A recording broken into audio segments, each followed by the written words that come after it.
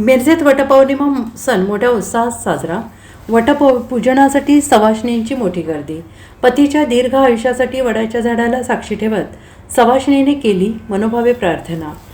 वटपौर्णिमेच्या पावन पर्वावर मिरज शहरात आज सर्वत्र भक्तिमय वातावरण पसरलं होतं.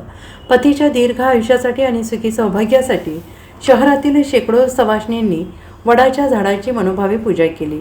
नववधूंपासून ते वयोवृद्ध महिलांपर्यंत सगळ्यांनीच या परंपरेत उत्साहाने सहभाग घेतला. मिरज शहरातील विविध परिसरामध्ये आज वटपौर्णिमेचा सण मोठ्या उत्साहात साजरा करण्यात आला.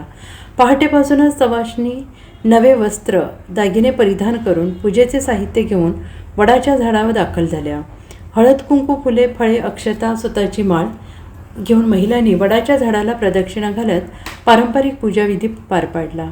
आणि यावेळी नुकत्याच लग्न झालेल्या नववधूंनी प्रथमच वटपौर्णिमेची पूजा करताना विशेष उत्साह दाखवला, तर वयोवृद्ध महिलांनी आपल्या सुनांना आणि नातसुनांना पूजाविधीचे मार्गदर्शन करत ही पिढीजात परंपरा पुढे नेली. सत्यवानाच्या प्राणांचे रक्षण करणाऱ्या सावित्रीच्या पतिव्रता भक्तीची आठवण काढत महिलांनी आपल्या पतीच्या दीर्घ आयुष्यासाठी मनोभावे प्रार्थना केली. मिरजेत वटपौर्णिमेच्या निमित्ताने साजऱ्या झालेल्या या पारंपरिक सणाने महिलांमध्ये एकतेची आणि सांस्कृतिक अभिमानाची भावना अधिक दृढ केली. नमस्कार. आज मिरज ब्राह्मणपूर या ठिकाणी काशी विश्वेश्वर मंदिर या ठिकाणी आम्ही वटपौर्णिमेनिमित्त वडपूजनासाठी आलेलो आहोत. आणि या ठिकाणी आल्यानंतर अनेक भागातून महिला इथे उपस्थित आहेत.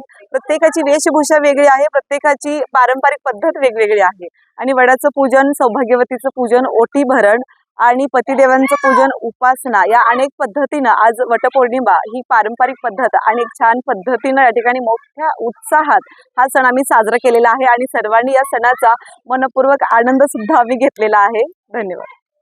आणि आज वटपौर्णिमेनिमित्त आम्ही अनुभवी महिला तर दरवर्षी पूजन करतो, पण नववधू सुद्धा बऱ्याच या ठिकाणी उपस्थित होत्या. आणि त्यांना पूजन करताना आम्ही काही गोष्टी शिकवत त्यांची आम्ही धमाल आणि मस्ती सुद्धा आम्ही त्यांच्यासोबत केली आणि या सणाचा मस्त आनंद घेतला.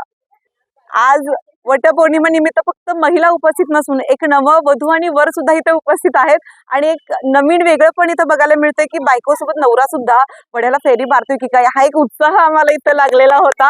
आणि छान पद्धतीनं त्यांनी पूजन करून एकमेकांच्यावरचं आदर आणि प्रेम या ठिकाणी दाखवलेलं आहे. त्यांचंही खूप खूप या ठिकाणी आम्ही कौतुक केलं आहे. आता वटपौर्णिमा आहे आणि माझ्या नवऱ्याच्या सुख समृद्धीसाठी मी पहिल्यांदा पूजा केलेली आहे. त्यांचे आयुष्य दीर्घकाळ टिकवले.